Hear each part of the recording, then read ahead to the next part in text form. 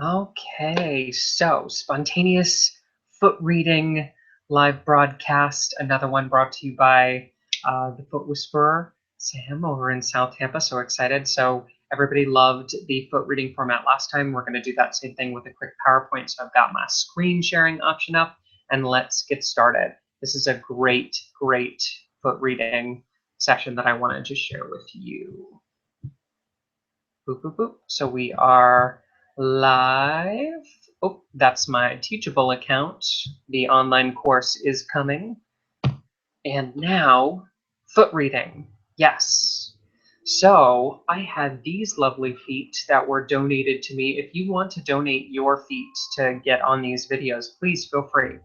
Send them to sam@footwhisperer.com. Even if you have a chronic foot issue, you can always send them to me. I'll tell you what I think, but also, I'm always open for formal consultations and formal sessions as well. So just FYI, I'd love to feature you on some of these videos or just chat about kind of the things that we're seeing in your feet. So here are the photos. A lot already we can see, but let's kind of drill down section by section. So here's a blown up version of these feet, and we'll go marker by marker. I want you to just take a look. Take a look at some of the first things that you see. Take a look at some of the interesting shapes, textures. Here we specifically see a lot of interesting color change as well. So a lot of fascinating markers to pick up on. And first and foremost, we're going to talk about the heels. So cracks and dryness in the heels. I've been talking about this on some of my Instagram posts as well. Dryness in the heels, dryness and cracking is what we would affectionately call an air marker, meaning that the body in this area is prone to overcirculation, exhaustion, spontaneousness that's draining energy rapidly, and the body just can't keep up.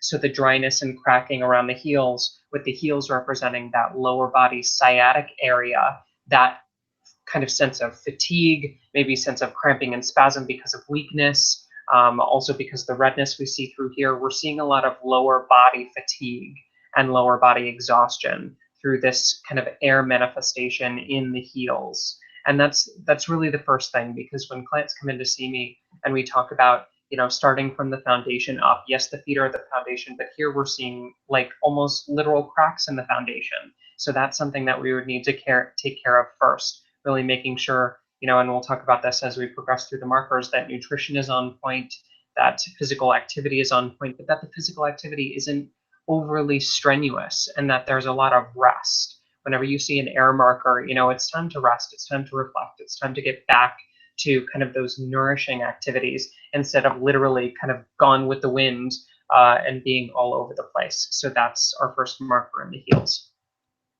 Speaking of digestion, here we see more of those lines, not necessarily as much dryness as we see palpably in the heels, but these lines are also an air marker.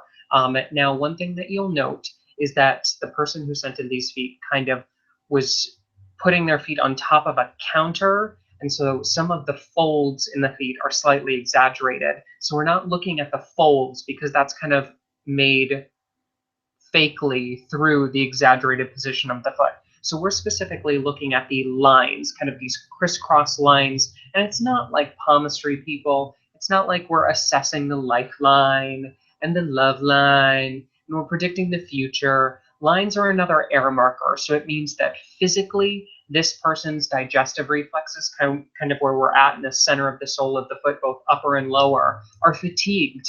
They're drained. They're exhausted. They're starting to break down. They're starting to bite back. They're starting to really get kind of cranky, would be the best way to say it. Not into the inflammatory state, in terms of pain, spasm, and things of that nature, but really just underperforming due to lack of vital energy would be the best way to say it.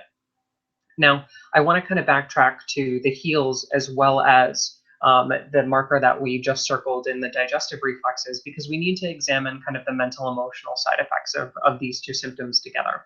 So mentally and emotionally, air manifests in the dryness and lines through exhaustion and just overextension. So with the heels representing not only that lower body, but also that sense of security, that ability to move forward, that kind of root chakra essence, of just being foundationally safe, there's an exhaustion there. Resources are being exhausted. And so this person is starting to feel kind of security compromised. Like no matter how much money, no matter how much energy they put into kind of firming that foundation, it just never seems to be enough. Okay. And then likewise with these cracks in the digestive reflexes, the upper and lower digestive reflexes are also home in the upper digestive to our sense of career and actions and kind of purpose. And then the lower GI is home to family and relationships. So we see this resonating theme in three core areas of this person's life as far as just being drained, feeling emotionally, physically, mentally just drained in all aspects of work, family, and sense of security. So the real theme here that we're starting to develop is rest and nourishment, both from a physical side and from an internal side. Because when the body starts to break down, when it starts to really give us those symptoms of things not working properly, it's because our lifestyle has fallen out of balance. And that's definitely what we're seeing here. Okay, next marker, we have this beautiful, I don't think I've ever seen a marker so crystal clear as this color change.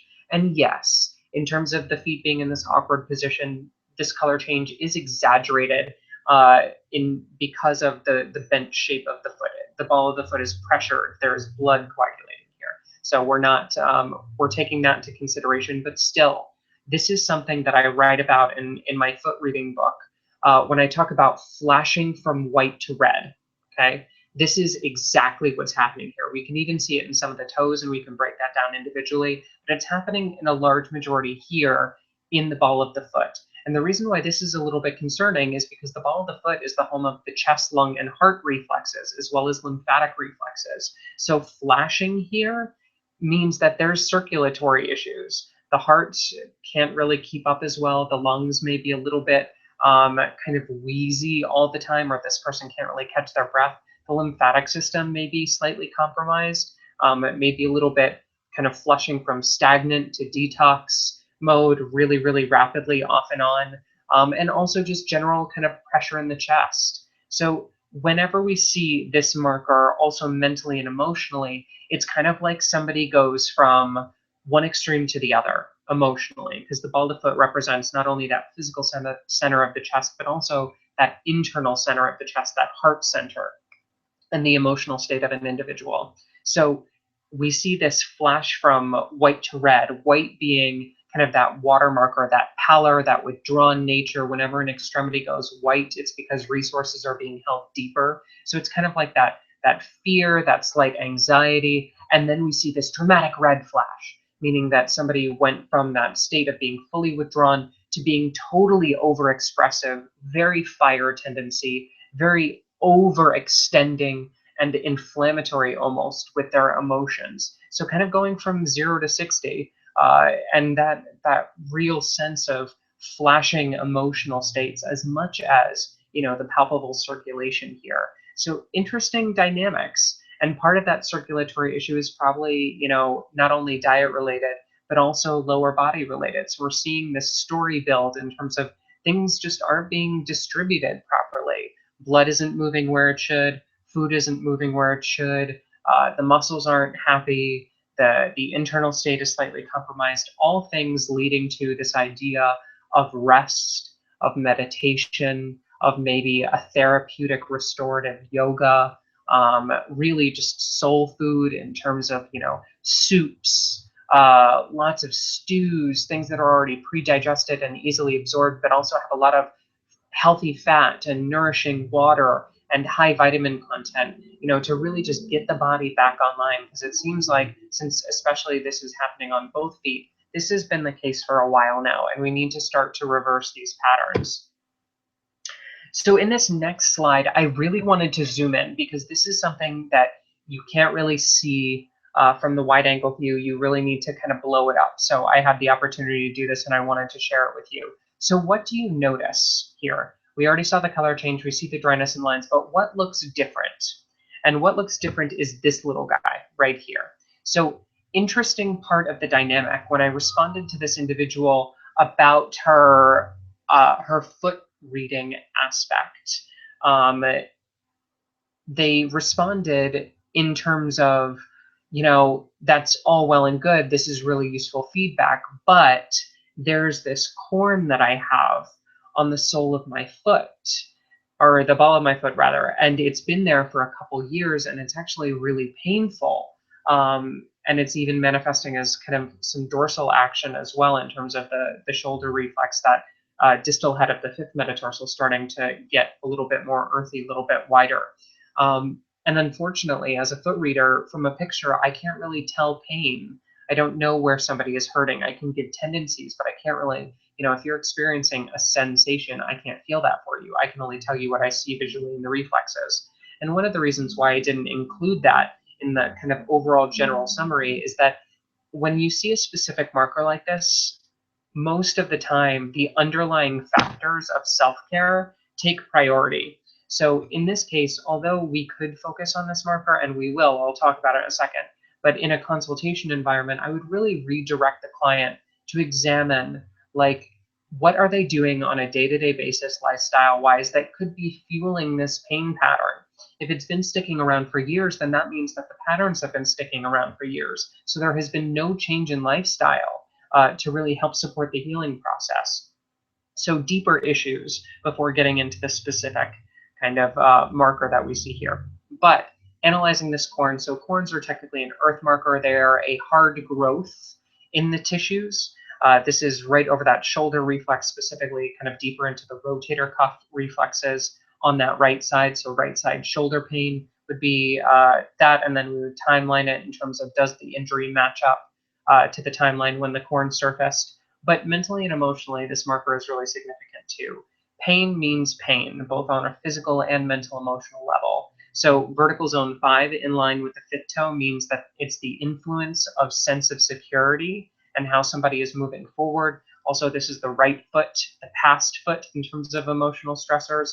And then it's in horizontal zone 2, so in that emotional space. So altogether, we have the influence of past sense of security and moving forward really starting to harden, rigidify, and create pain in the emotional body.